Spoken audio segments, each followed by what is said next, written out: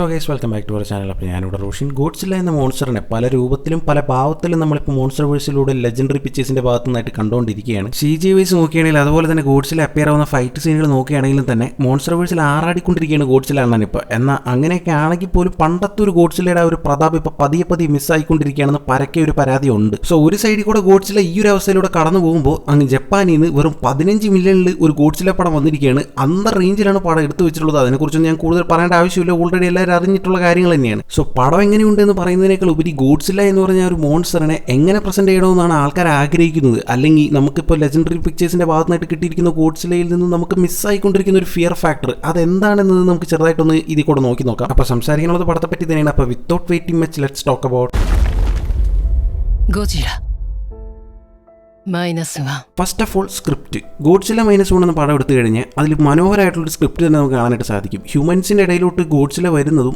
അത് അവരിലുണ്ടാക്കുന്ന പ്രശ്നങ്ങളും അത്രയും ബ്യൂട്ടിഫുൾ ആയിട്ടാണ് പടത്തിൽ കാണിക്കുന്നത്. നമ്മൾ കാണാതിരിക്കുന്നത് ഗോഡ്സിലയുടെ കളികളാണ്. ഗോഡ്സില 2 അറ്റോമിക് ബ്രത്തും ബിൽഡിങ്ങുകളുടെ മണ്ടയ്ക്ക് കയറിയിട്ട് കുറച്ച് ചവിട്ട് നാടകവും കാണിക്കുന്നത് കണ്ടാൽ തന്നെ നമ്മൾ ഹാപ്പിയാണെന്ന് നിങ്ങൾ ചിലപ്പോൾ പറഞ്ഞു തിരിയും. എന്നാൽ അതിലൊക്കെ ഉപരി പടത്തിലെ ഹ്യൂമൻസിനെ ട്രീറ്റ് ചെയ്യുന്ന ഒരു വിധത്തിൽ നമ്മൾ വരുത്തേണ്ട കുറച്ച് മാറ്റങ്ങളുണ്ട്. ഹ്യൂമൻസിന് വേണ്ടി നമ്മൾ കെയർ ചെയ്താൽ മാത്രമേ ഈ ഗോഡ്സില കാണിക്കുന്ന അട്രോസിറ്റീസ് അല്ലെങ്കിൽ ഏത് തരത്തിലുള്ള കാര്യങ്ങളായിക്കോട്ടെ അത് നമുക്ക് അത്ര രീതിയിൽ കണക്ട് ആവത്തുള്ളൂ. ഇവിടെ മോൺസ്റ്റർ വേഴ്സിൽ നമുക്ക് പ്രധാനമായിട്ട് മിസ്സായിക്കൊണ്ടിരിക്കുന്നത് ഈ ഒരു കണക്ഷൻ തന്നെയാണ്. ഹ്യൂമൻസിനെ അവരവിടെ ട്രീറ്റ് ചെയ്യുന്നത് ഗോഡ്സിലയെ കുറിച്ച് പൊക്കി പറയാനും ഗോഡ്സില ചെയ്യാൻ പോകുന്ന കാര്യങ്ങളെക്കുറിച്ച് ഒരു മുൻധാരണയൊക്കെ കൊടുക്കാൻ വേണ്ടി മാത്രമാണ്. എന്നാൽ ഇവിടെ -1 വരുമ്പോൾ ഗോഡ്സില ഹ്യൂമൻസിന്റെ സ്റ്റോറിയിലോട്ട് കടന്നു വരുന്ന പോലെയാണ് കാണിച്ചിട്ടുള്ളത്. അവരുടെ ലൈഫിനെ അത് എത്ര വലിയ രീതിയിൽ ബാധിക്കുന്നു എന്നുള്ളതെല്ലാം വളരെ അടിപൊളിയായിട്ട് തന്നെ പടത്തിൽ എടുത്ത് കാണിച്ചിട്ടുണ്ട്. ആൻഡ് മെയിനായിട്ട് പടത്തിലൊരു നായകനുണ്ടെങ്കിലും പുള്ളിയുടെ ഒരു പെർസ്പെക്റ്റീവിൽ കൂടെയാണ് പടം പോകുന്നതെങ്കിൽ പോലും പുള്ളിക്കാരൻ്റെ ലൈഫിലോട്ട് വരുന്ന ഓരോ ക്യാരക്ടേഴ്സിനെയും അന്തർ റേഞ്ചിൽ തന്നെ എടുത്ത് കാണിച്ചിട്ടുണ്ട്. ഓരോ ക്യാരക്ടേഴ്സിന് വേണ്ടി നമ്മൾ കെയർ ചെയ്യുന്ന രീതിയിൽ തന്നെയാണ് പടം പോകുന്നത്. അതുകൊണ്ട് തന്നെ ഈ ഗോഡ്സിലയുടെ ഓരോ സീനുകൾ വരുമ്പോഴും നമ്മൾ അത്രയധികം ഒരു സീറ്റഡ് ത്രില്ലർ മോഡിലോട്ട് പടം കൊണ്ടുപോകുന്നുണ്ട്. നായകന് ചുമ്മാ ഒരു ഹീറോയിക് രീതിയിൽ മാത്രം പ്രസന്റ് ചെയ്യാതെ അദ്ദേഹത്തിന്റെ ലൈഫിൽ കടന്നു പോകുന്ന ആ സ്റ്റേജസിനെയും ആ ഒരു ക്യാരക്ടർ ആർക്കിനെയും ഒക്കെ കിടിലായിട്ട് തന്നെ പടത്തിൽ കാണിച്ചിട്ടുണ്ട്. അത് കണ്ടിരിക്കാൻ തന്നെ നല്ല രസമായിരുന്നു. പിന്നെ നമ്മുടെ ഗോഡ്സിലയെ പ്രസന്റ് ചെയ്തിരിക്കുന്ന വിധം സാധാരണ ഇപ്പോൾ മോൺസ്റ്റർ വേഴ്സിൽ അവസാനമായിട്ട് ഇറങ്ങി ഗോഡ്സില എക്സ് കോങ്ങിലൊക്കെ കണ്ടു കഴിഞ്ഞാൽ ഗോഡ്സില ചുമ്മാ റേസ് ആണ്. 6 പാക്ക് ബോഡിയൊക്കെ വെച്ച് അത് ചുമ്മാ ചാടി മറിഞ്ഞും കിടന്നൊക്കെയാണ് അടിക്കുന്നത്. ഓക്കെ, അത് കണ്ടിരിക്കാനായിട്ട് അടിപൊളിയാണ്, ഒരു വാവ് ഫാക്ടർ ഒക്കെ കിട്ടുന്നുണ്ട്. എന്നാൽ പോലും തീർച്ചയായിട്ടും ഗോഡ്സില എന്ന് പറയുമ്പോൾ വരുന്നൊരു ഫിയർ ഫാക്ടർ അവിടെ തീർച്ചയായിട്ടും മിസ്സാവുന്നുണ്ട്. എന്നാൽ ഇവിടെ ആ ഒരു ഫിയർ ഫാക്ടറിന് യാതൊരുവിധ കുറവും വരുത്തിയിട്ടില്ല. അതിൽ എടുത്തു പറയേണ്ടത് ഗോഡ്സിലയുടെ ആ ഒരു എൻട്രി സീനാണ്. ആ ഒരു എൻട്രി സീൻ എന്ന് പറഞ്ഞു കഴിഞ്ഞാൽ ഒരു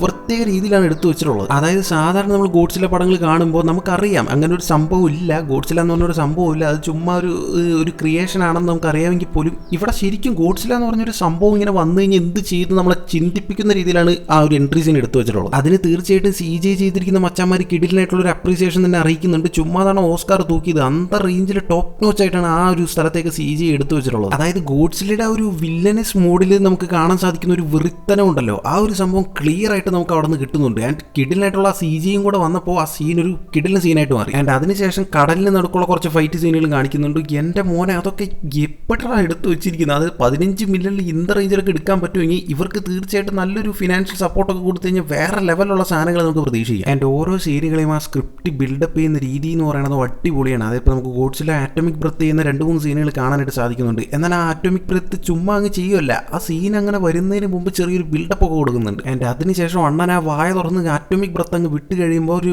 ഏരിയ തന്നെ അങ്ങ് കാലിയായി പോകുന്നത് കാണുമ്പോൾ ശരിക്കും നമ്മൾ ഞെട്ടിപ്പോകുന്ന ഒരു എഫക്റ്റിലാണ് പടം എടുത്തിട്ടുള്ളത്. ഇപ്പോൾ ഗോഡ്സില എക്സ് കോങ് അല്ലെങ്കിൽ മോൺസ്റ്റർ വേഴ്സിൽ ഗോഡ്സില ആറ്റോമിക് ബ്രത്ത് ചെയ്യുന്ന സീനുകൾ കണ്ടു കഴിഞ്ഞാൽ യാതൊരു എഫക്റ്റും ഇല്ല. ആദ്യമൊക്കെ ഗോഡ്സിലയുടെ ആറ്റോമിക് ബ്രത്ത് അന്തർ റേഞ്ചിൽ ഒരു ബിൽഡപ്പ് ഒക്കെ കൊടുത്ത് അവർ ഇറക്കാറുണ്ടായിരുന്നു. എന്നാൽ പോലും ഇപ്പോൾ വരണവർക്കും പോണവർക്കൊക്കെ നേർച്ച കൊടുക്കുന്ന പോലെയാണ് ഗോഡ്സില ആറ്റോമിക് ബ്രത്ത് കൊടുക്കുന്നത്. അതിന്റെ മെയിൻ പ്രശ്നം എന്താണെന്ന് വെച്ച് കഴിഞ്ഞാൽ ഞാൻ നേരത്തെ പറഞ്ഞ പോലെ ഫൈറ്റ് സീനുകളൊക്കെ ചുമ്മാ ഇങ്ങനെ വണ്ടറടിച്ച് കണ്ടിരിക്കാം എന്നതിനേക്കാൾ ഉപരി ഒരു അൺപ്രഡിക്റ്റബിൾ ഫാക്ടർ അവിടെ മിസ്സാവും. എങ്ങനെയായിരിക്കും ഗോഡ്സില ഈ മോൺസ്റ്ററിനെ തോപ്പിക്കാൻ പോകുന്നതെന്ന് നമുക്ക് ചിന്തിക്കേണ്ട ആവശ്യമില്ല. നമുക്ക് വരുമ്പോൾ തന്നെ അറിയാം, ആ ആറ്റോമിക് ബ്രത്ത് അങ്ങ് അണ്ണാക്കിലടിച്ച് കൊടുത്താൽ പോരെ നമുക്ക് തോന്നും. സോ നല്ലൊരു സ്റ്റോറിയും അതിൻ്റെ ഒപ്പം തന്നെ അതിലെ ഇവന്റ്സിനെയൊക്കെ നല്ല രീതിയിൽ ബിൽഡപ്പ് ചെയ്ത് കൊണ്ടുപോകാൻ കഴിയുന്ന ഒരു സ്ക്രിപ്റ്റും എല്ലാം കൂടി ഒത്തിണങ്ങി വന്നപ്പോൾ ഒരു കിടിലൻ മോൺസ്റ്റർ പടം തന്നെയാണ് നമുക്കിപ്പോൾ ഗോഡ്സില -1 കൂടെ കിട്ടിയിട്ടുള്ളത്. കുറച്ചുകൂടെ നന്നാക്കാമായിരുന്നു എന്ന് പറയുന്നതിൽ അർത്ഥമുണ്ടോ എന്ന് അറിയത്തില്ല, എന്നാലും പറയുകയാണ്. നമുക്കൊരു പടം കാണുമ്പോൾ അതിൻ്റെ ഒരു അഭിപ്രായം പറയണമല്ലോ എന്ന രീതിക്ക് പറയുകയാണെങ്കിൽ CG ചില സ്ഥലത്ത് ഒരു കുറച്ച് അലമ്പായ പോലെ തോന്നുന്നുണ്ടായിരുന്നു. 15 മില്യണിൽ ഇതിൽ കൂടുതൽ എന്ത് ചെയ്യാനാണെന്ന് ചോദിക്കുന്നതിനെ കുറിച്ച് അറിയാം. വെള്ളത്തിൽ വെച്ചിട്ടുള്ള ഗോഡ്സിലയുടെ സീനുകളൊക്കെ അന്തർ റേഞ്ചിലെടുത്തപ്പോൾ കരയിലോട്ട് വരുന്ന ഗോഡ്സിലയുടെ ആ ഒരു ചില സ്ഥലങ്ങളിലെ CG ശരിക്കും കാണുമ്പോൾ തന്നെ മനസ്സിലാവുന്ന രീതിയിൽ എടുത്തിട്ടുണ്ടായിരുന്നു. അത് കുറച്ചുകൂടി അടിപൊളിയാക്കാനായിട്ട് സാധിച്ചിരുന്നെങ്കിൽ കിടിലായിട്ട് വന്നേനെ.